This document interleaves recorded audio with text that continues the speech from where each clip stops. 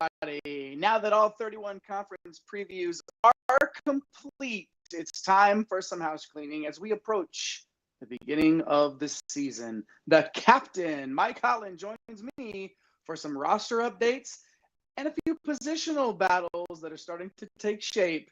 And of course, how could we have a show without discussing the first AP poll of the season? We're going to chop that up as well. We're happy you joined us. Let's get to it. Recording live from somewhere.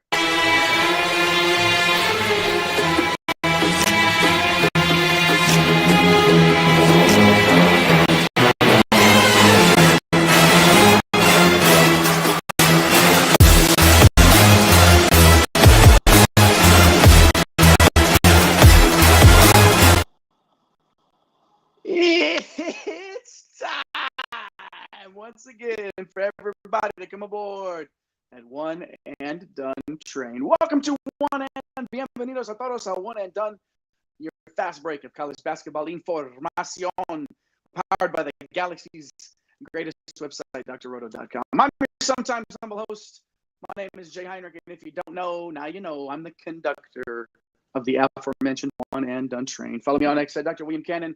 Follow us on the show page at One and Done CBB. But do yourself a favor. Follow this man first. Around here, he's known as El Capitan himself, the captain of the One and Done ship. He does the ship, and I happen to do the train. At MC Holland 34 over there, and Mike. First of all, congratulations on getting through 31 conferences. We did it, and of course, there's a little bit of some house cleaning. Like I said, some news and notes that we wanted to get to. And we're not gonna. It's not okay. The conference previews are over, man. Okay, One and Done keeps rolling. Yeah. Good to see you, man. How's it going? Yeah, and the live chat keeps going too, man. As we already got Snake Size in the joint. We got Forklift Jeremy. Peanut Butter Posse's excited that we have Duke over here on the thumbnail here. Welcome back, Peanut Butter Posse. Yeah, I've been doing good, man. We're running a basketball contest, and we need one more breadhead to join the contest, man. We're gonna be doing all 31 conferences, a basketball draft, 16 rounds. We're gonna live stream it next Tuesday. Probably the first, 5 to 8 rounds, whatever it is, just until we start getting tired, man. But I'm excited to do that. We're going to give a free One and Done prize out to the winners. So hopefully somebody out there will use that QR code in the corner over by Jay's head there. If you scan that, you can go ahead and get yourself logged into Fantrax to join our league. So it's going to be a lot of fun, man. And we got some stuff to talk about because we did our last conference preview show the day that the AP Top 25 released. So we're going to dive into that and a few of the storylines that we really didn't get to cover and things. We've got some feelings, and we're going to talk about them right here on One and Done. So we're happy that you have joined us on this fine evening. Peanut Butter Posse, Cam, Darren, Forklift Jeremy, good to see you in there. Snake Size as well. The gang is all here, Mike. And they're here to talk about the top 25 with us. So let's get to it, shall we? Released on Monday. We hit some right on the head with our One and Done top 25. That was number 9, Kentucky, number 16, Iowa State, and number 22, Michigan State. Purdue, which was number 3 on our poll, number 1 in the AP, and we're going to talk about that here coming up. A few, not really any surprises. Louisville almost in the top 10. That's something that we'll talk about here down the road. But a lot of familiar names, a lot of faces that we thought we would see, Mike. Let's start with the Purdue over Houston, though, up at the top. What was your initial reaction to seeing that? Well, I mean, I get it, right? Like, you've got Braden Smith, you've got TKR, they've got outside shooting. Go back and listen to our Big Ten preview. I think we probably spent more time on Big Ten Purdue than we did maybe any other team during our conference preview series. I don't know. Maybe I'm being dramatic here. But I don't know. I just, we love Houston. Like, the pedigree's there, the roster's there, the outside shooting's there, the defense is going to be there. The biggest thing, I think, and Cam's jumping in, that's where, we're us in the preseason, we're at number 3. for Purdue. We had Houston number 1, Florida number 2. So, we got the top 3 obviously right in the mix, just in different order here. Yeah, I just worry about that Clough situation, right? Just clogging the paint, TKR moving to the 4, not having that outside shooting. So you can hear us talk about that. We did our Big Ten preview about a week or so ago. So, yeah, not the biggest fan. I think Houston has all the tools, Jay. I would have voted – if I had a vote, I would have voted them number 1. I don't know if Purdue's going to be in the Final Four. That's just kind of my hot take, unless they figure out this roster construction with TKR and Clough. I think Cam agrees with you, saying they're going to end up closer to 5 or 6. And for me, that means that would be just outside of the Final Four type of a team. I don't know, man. When you're holding people to 60 points a night, if you give up 65 to a team in Houston, and that's too many, that's a problem. So for me, it's hard not to put them in that number 1 slot for sure.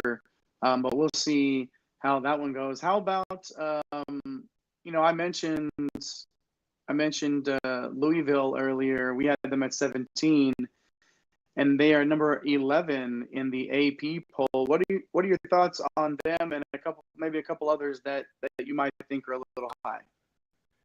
Yeah, I mean, so I want to start with the UConn. Like, this is the biggest discrepancy between our poll that we did in the off season and the AP top 25. So UConn obviously coming in at number 4. We had them at number 11 during the off season, man, and we talked about it during our conference preview. The reason why, the defense. Like, I do think this offensive profile of this team is spectacular. Like, I think they could legit be top 5 offense in the country per 100 possessions. But when I look at Karaban and Reed in the front court, like, defensively, that's a yikes. And that was their Achilles heel last year, is that they had to play Reed because they needed offense, and they really suffered in defense. I mean, they were middle of the pack in the Big East. They're giving up 107 points per 100 possessions. I mean, that's not great in a power conference. So here's a couple of things that I noticed too, man. They played that exhibition game the other day. Granted, they didn't have DeMary, they didn't have Terrence Reed, but last year they were 342nd in opponent free throw rate. And that trend continued. They just foul because they can't stay in front of anybody. They gave up 30 free throws to Boston College, 18 to Donald Hand. So, like, I know DeMary is really going to upgrade their backcourt on both ends. So I think their backcourt defense is going to be a little bit improved. You're not going to have 5'11" Hassan Diarra out there. But the offensive profile is definitely elite, which I could see them being, inside the top 8. But to put them at 4 after what we saw last year, just not a fan. Louisville, you have to love the backcourt, man. Michael Brown Jr., Ryan Conwell, Isaac McNeely, Adrian Woolley. Like, let's pump the brakes a little bit. We had Louisville down here at 17 during our off-season poll, which was done about 3 months or so ago. So I think they're going to be elite offensively too. There's no way they're going to be as good defensively as they were last year. Like, James Scott's not there to protect the rim. Now at the 5, they're probably between like Cason Pryor, Ali Khalifa. Those are more like hub 5 guys that they're not really defensive stoppers. But we'll see what Sananda Fruit can do, the international player. He could probably remedy some of that shot blocking upside. So top 10 type talent as far as upside. But, man, I like them starting closer to where we had them, which was closer to like 16, 17. And then Kansas, man, that ranking that they gave them, that's saying that there's not that many question marks, Jay. We have them at 23, which is basically fringe top 25. They're in at 19. They're kind of like North Carolina, Cam. Both teams have like top 15 type potential for a roster, maybe even top 10. But no one can say with any confidence that North Carolina or Kansas right now, today, 3 weeks before we start the season, like that they're anywhere remotely close to being like a top 15 team. So I know they have them at 19, but I just thought that was slightly high. Darren Peterson's definitely going to have to be a beast, which is what Mason's talking about. And we don't even know if Florida can handle a full workload over the season. And these transfers, they're not the AJ Stores, right? They're these like fit guys from the mid-majors that we talked about. So go back and listen to the Big 12 show. Those are the 3 schools that really have a little bit of an issue with, more so UConn. They're the biggest discrepancy in our poll, as we're pretty close on most of these. What are the metrics for a coach's team when a coach signs a lifetime contract just before the season starts? I want to know. I need to see the numbers here. I need to know. Yeah, what's the Ken Palm strength of lifetime contract adjustment or whatever it is? Say what you want to say, man. Self's a great coach, obviously, but man, I don't know. Like, it feels like he's starting to be just good enough to Does he have one more run in him? Man. It's like him and I Scott think Drew are just so weird Bill right Self now. is the head coach. It's so weird to see this 3 years ago, right? What these guys were doing, and now all of a sudden we're like, do these guys have it? So it's a big prove it year for both of them, honestly. Hey, it comes at you fast, man. Just ask James Franklin. It comes at you fast. Yeah, no kidding. Sheesh. He's crying. Yeah, well, he was an overtime away from a national title game appearance, and now he doesn't have a job like 6 months later. And now he's out of a job 6 months later. It comes at you fast, but not as fast as college basketball is coming up for sure. Not as fast as some of those teams we feel would put a little bit too high in the AP poll: UConn, Louisville, and Kansas. I get, I saw some trepidation earlier with us having UConn outside the top 10, and some people have them as high as 2 or 3 in their own rankings. And it's just where are the stops? Like, show me that there's going to be some stops, and we'll have a conversation. I'll be all in on it at that point, obviously. Just for a little cherry on top of UConn, I had to spend some money on a gift certificate on Fanatics, and I got a nice, 3/4 length baseball UConn 5-piece because it was on clearance. So, hey, maybe I'll sport that here one of these days and show my support to the squad about it. Anyways, how about it, Mike? Those are too high. Now that everybody's knows who's too high, hit that like and subscribe buttons. Why don't you? 1,598 of your fellow hoop heads, bread heads, ball knowers have already done so. We're almost at 1,600, Mike, and we're going to get there before the season starts. So if you haven't already, push that button as we now move on to the old low. It's not the low tier. I'm so used to the tiers, man. It's not the low tier. I think about the word low, and I immediately go to tiers. That's how we start all of our conference preview shows. No, Mike, who's too low here? I mean, we were obviously the largest discrepancies for us were us having teams. We had teams too low, and we thought they were too high. What about the flip? What about the other side of that coin? Yeah, Mike, who's too low? Yeah, a couple of teams that stick out here, and I'll start with Gonzaga. I know everyone's a little down right on this year's roster. We're gonna dive into this roster, especially this point guard position, which I think is really, really interesting here. So we got Gonzaga coming in at 21. We have them at 18. So only 3 spots away, but I think they deserve top 20 type recognition. I mean, you got Graham Ike. Like, who's gonna stop this guy? He's shooting threes now. Like, that's terrifying. Braden Huff. Like, come on, man. That guy has stud written all over him. We don't know about, and I think the upside is there, Jay, because we don't.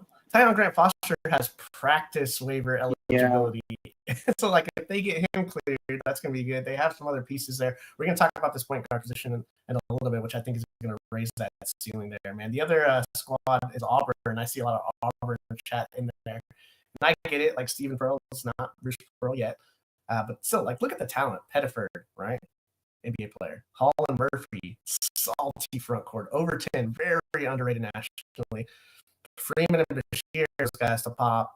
That's a serious addition. And then you have Jovic coming in from overseas. Like, they've got the bodies. It's just more of a question, right? Like, 20 right now, right?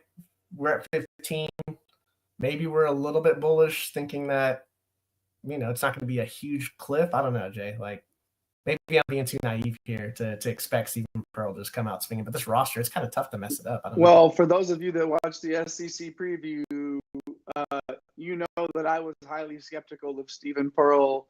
And I didn't come out and say it, but the live chat sort of guided me along in terms of really just, not having that confidence. So, I mean, I get it. But that is such a stacked roster. And again, we said it on the SEC preview, they're going to win games by 20 that you're like, damn, like, where did that come from? And then you're going to see them lose at home to some, our sisters of the poor by 4 points. And you're like, what the heck happened? There's going to be some ebbs and flows, so we'll see what gets it done for Auburn. All right, how about a little bubble before we move on to some stories, some news and notes? The outside looking in here, Mike. A couple. How about one that was left out and one that? Yeah. So we didn't We didn't have Wisconsin in, man. They made it in at number 24. Pretty close to getting in. I don't mind it. Blackwell, Winter, we think they're going to be a solid duo. Nick Boyd, obviously a nice player, Final Four experience. You got Rody, a guy that I like. They're kind of the definition of a top 25 ceiling team, though. I don't really like starting teams that don't really have the upside. Now, NC State, I believe it has upside. We had them at 24, and it's the biggest question mark in the ACC and really of the Power Five conferences. Like, what's Will Wade going to do? But he typically just wins. And Jaron Williams was named ACC Player of the Year. I think it was today, or yesterday. And they got a lot of talent, man. And we're going to talk a little bit more about some things that are happening in their lineup from John Rothstein that we're going to dive into. So yeah, those are really the two that we missed. We had NC State in, and we had Wisconsin out. We basically flipped them, and we were pretty. Outside of UConn, Jay, and this Auburn news, which I think Auburn probably would have been closer to 15 if Pearl doesn't, retire. Yeah. We're pretty much spot on with a few spots of all of these rankings, so pretty solid stuff there, man. Is NC State the biggest X factor in the whole country? Dude, yeah, the expectations are really high, and a lot of people aren't about it either. So it's just got like this weird floor ceiling combination that everyone's interested to see. Everybody's going to give them their best shot. They don't want to be on the Will Wade highlight reel. You know what I mean? Like, they're going to get everybody's best. Like, yeah. Oh, right. Of course. Both auras. Both auras. Yes. But no, man. I mean, like, it's going to be so fun to watch. I'm looking forward to it. And like you said, all Will Wade does is win, win, win. All right. That's the AP Top 25, the first one of the year. We were pretty close on a lot of those. Where it's finished, right? Yeah, like at the end of the season, we look back. Yeah, 100% exactly like this. I saw somebody in the chat earlier make a comment about Baylor being in the top 5 last year and stuff like that preseason or something crazy like that. It is what it is. It is what it is. Yeah. Peanut Butter Posse, we were surprised not to see you in the SEC preview. We talked a lot of buckyball on that preview show. Hope you go back and check it out. It's good to see you in the live. Good to see everybody, and we're loving it. We're loving the liveliest live chat in all of college hoops, as we like to say around here. Keeping it going. So good stuff there. All right, that puts a wrap on the top 25. Make sure you put your finger on whatever device it is, or if you're watching on your computer, on your mouse, and click or push or whatever that subscribe button on YouTube, and make sure that you turn on those notification bells as well. Let's see. I can't. I was doing really well, and then you got Peanut Butter Posse coming in and talking about the law and stuff like that. Let's not blow up this show with some bad basketball. Some stories, some preseason stories, some headlines, some news, whatever it is that you want to call it. Let's start right now with the Osiris Sellers. We were asking who's going to play point guard for St. John's, and now Pitino kind of hinted at it. Zach Braziller, a friend of the show, actually interviewed him on the show we did, or you and Eric did a while back, of the New York Post. Started dropping. Jackson was going to be given that opportunity to run the show, and then scrimmages happen. We've heard rumblings. We've seen like bits and pieces of film and tape on some of these scrimmages and stuff like that. And after St. John's, Pitino basically stated that Sellers was going to be the starting point guard. So why is that significant, you might ask? Well, it's because he only has 71 assists in 93 career games. That's why it's significant. The last time he played point, Mike, AAU ball. Okay? I don't know what happened with Ian Jackson that made Rick Pitino go this way, but this is what it is, man. And here we are with Sellers running the show.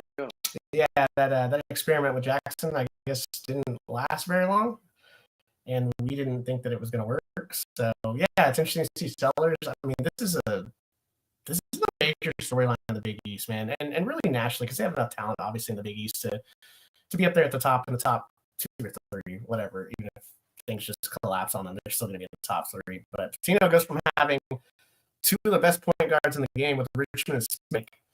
What are we doing at point guard? So I know they have Dylan Darling, but it sounds like he's firmly a backup coming in from the Big Sky. So honestly, it might be a necessary evil. I think we might see the shade to start Dylan Darling. Like, it just might be a necessity, man. And we talked about it during the Big East preview that the roster's loaded, but the glaring question, obviously, what's going to happen with this point guard spot. And I don't think they can play the 3 bigs together, Mitchell, Hopkins, Ejiofor. That just takes away everything that Pitino did in the portal because they had shooting woes. Like, they couldn't stretch the floor. And that's what got them in trouble in the tournament. So to me, I think when we get to like January, after we're done like trying all this stuff, we're going to give Dylan Darling the rock, right? 28 minutes a night, and just tell him to just kind of steer the ship. He doesn't have to do much. Just get it to Shannon, Jackson, Hopkins, and Ejiofor in the starting lineup, and then you bring Sellers and Mitchell off the bench, man. So I just think that's how it's going to work out. But this is another fascinating storyline that we're going to watch because, like what a dramatic shift to go from Kadari Richmond, like trying to fit Kadari Richmond and Davon Smith together, 2 point guards, right? Ball dominant point guards, to now you don't really have a point guard, and you're just hoping that maybe Dylan Darling can, or Isaiah Sellers can all of a sudden become a playmaker, and Dylan Darling, can survive in the Big East. Well, we had the conversation last year with Kentucky, who was going to play point guard, and there was at least a clearer, someone with a little bit of experience. That even then we weren't buying it at the start of the season. Then, of course, we know what happened. But yeah, man, it's interesting to see. And again, such a talented team, and a definite left turn here out of nowhere for Coach Pitino and the Johnnies. How about another point guard here at another big time program, this time at Duke, and it's Caleb Foster, the veteran projected to start. Our buddy John Rothstein throwing that out there into the universe. We talked up Caden Boozer very highly on this show, as we should have, and as anybody should. We thought that he was going to be the guy from day one to be the point guard. It just sounds like Foster, the hype behind Foster is he's going to be that guy. Played 25 minutes his freshman year, down to 17 minutes per game last year. This almost feels like a transitional thing to me, Mike. You can find a way to get your young, talented guy on the court still, and have a guy with some experience run the show. What are your thoughts? Yeah, I don't know. Like, maybe this makes a lot of sense. Take some pressure off of Caden coming in. I still think probably he'll end up as the starter as we go through the year. We'll see. I mean, it's Foster's show. How often do you have experienced guys that stay at Duke, right? It's usually they get them from the portal like they've done the past couple of years, but actually keeping those guys rarely happens, right? So but the fact is they're always really young, and Foster has that Final Four experience. He's 6'5". He can defend. He's a career 37% three-point shooter. People forget he was a consensus top 25 recruit. I mean, he's going to have a chip on his shoulder, and watching an interview him talk, and he's ready, man. Like, he wants it. But then you go and you look, and you see all the chatter and from the game the other night that the little exhibition that they had. People are like, there's no way he can be the starting point guard on a Final Four team, the Duke fans, right? So it's just kind of an interesting twist here that maybe we don't see Caden Boozer as the starting point guard up front, and we'll see if Caleb Foster can run with it, man. You'd love to see that type of story. I know all of our chat are Duke fans, so I'm sure they're hoping that happens as well. Yeah, we love to see the chat on fire right now, and I wouldn't be surprised to see Caden Boozer catch fire off the bench early on in the season, and then this could be a sort of earn it Rook sort of a thing, but he'll be in there before long for sure. Incoming freshman Matt Abel, Mike, we were talking earlier about NC State, one of the guard spots right there, a freshman predicted by John Rothstein last week again. Now, here's a freshman we didn't really have forecasted to be in the starting 5. Obviously, composite 5-star on 24/7. MVP honors at Damian Lillard's Formula Zero Elite Camp, drawing buzz from NBA scouts. But there's a lot of bodies bodies in this backcourt, man. I just didn't think he was going to be the guy. I don't think a lot of people thought he was going to be the guy or one of the guys to fill those guard spots at NC State. Yeah, and I mean, we're not holding Rothstein to like, everything, but he goes to, all the campuses and he watches practice. So there's got to be something there for him to be throwing that out there.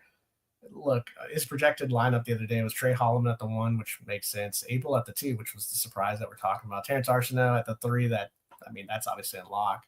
Darren Williams, that's a mega lock. And then Vinton Allen Lubin at the 5. So I like this lineup as far as synergy and construction. Abel can stretch the floor. Arsenault, great spot-up shooter. Darren Williams can do everything. Vinton Allen Lubin get you buckets underneath. But you also have to consider, man, there's a lot of options in the backcourt. Like you were saying, Jay, Paul McNeil, I think most people thought would start. Kadir Copeland's there. And then Aline Breed was fully cleared today for practice. So I think a lot of people had Paul McNeil tagged, man. Copeland makes a lot of sense to keep on the bench because he used to definitely thrived in Will Wade's system and in the ACC. So, with Syracuse as that 6th man here, Breed's more of a floor spacer off the ball, but he still needs to get healthy, man. So this is definitely a nice luxury for Will Wade to have, my friend. But we'll see how it plays out and if Abel is actually able to earn that spot. Yeah.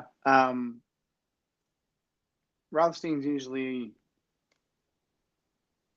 on the head on a lot of these things. But we'll see how it goes, man. Again, lots of talent. That's going to be such a fascinating story to watch as the season develops. How about a little bit of the Zags and a starting point guard battle there? Man, I'm loving how much attention we're paying to the point guards tonight, man.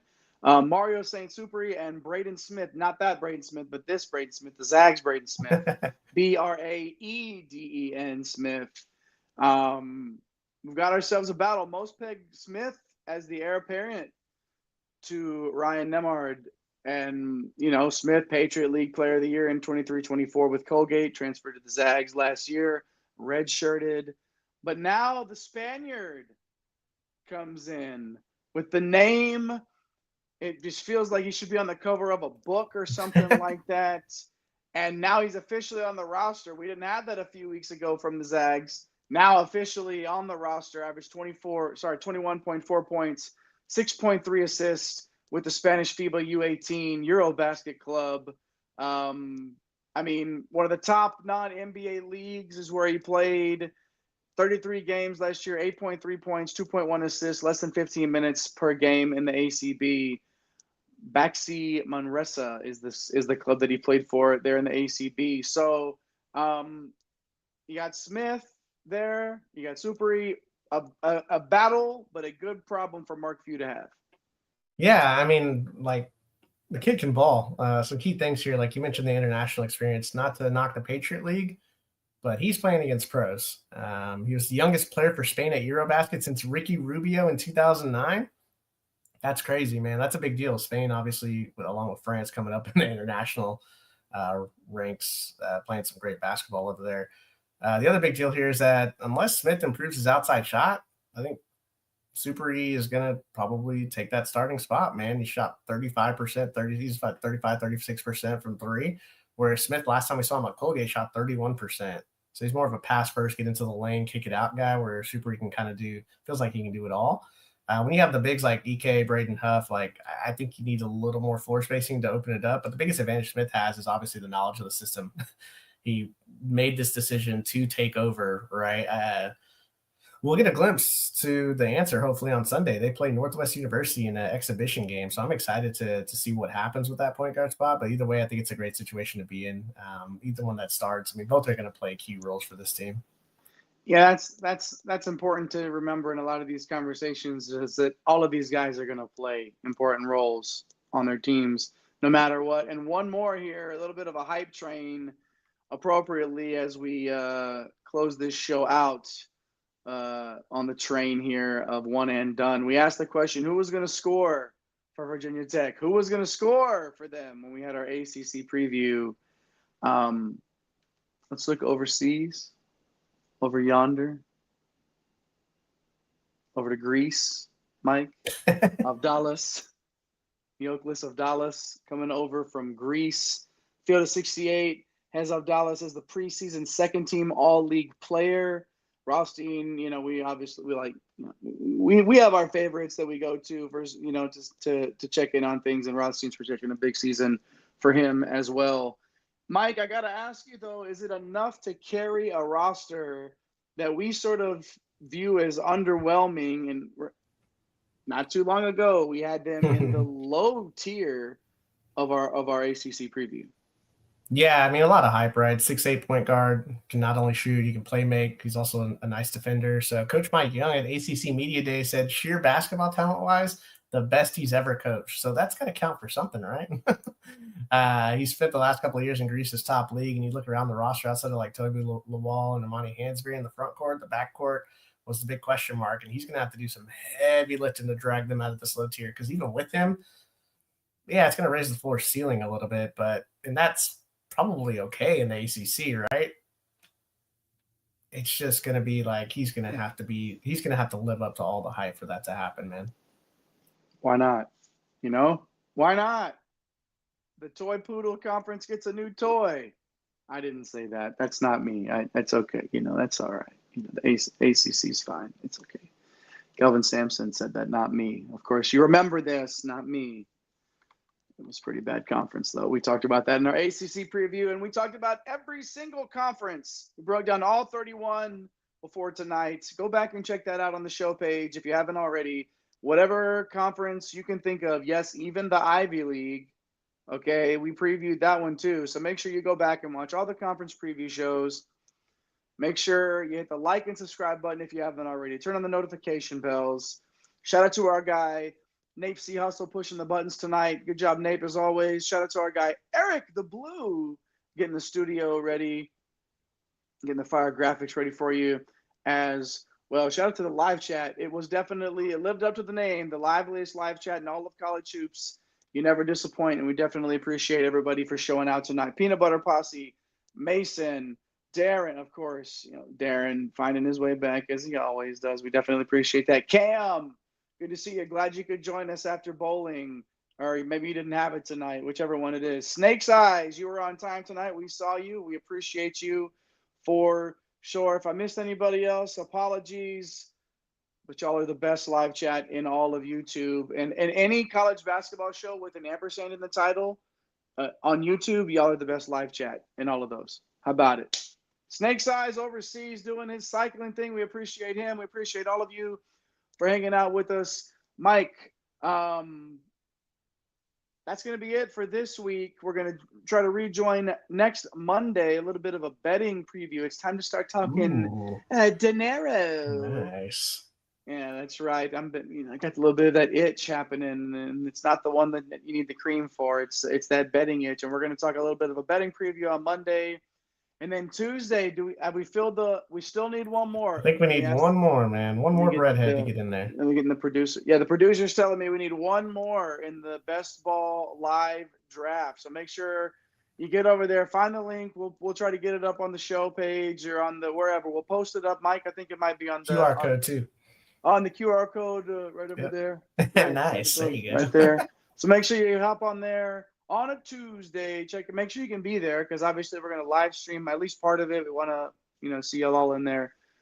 So yeah, next Monday, Darren, we'll be back, and we hope that everybody joins us as well.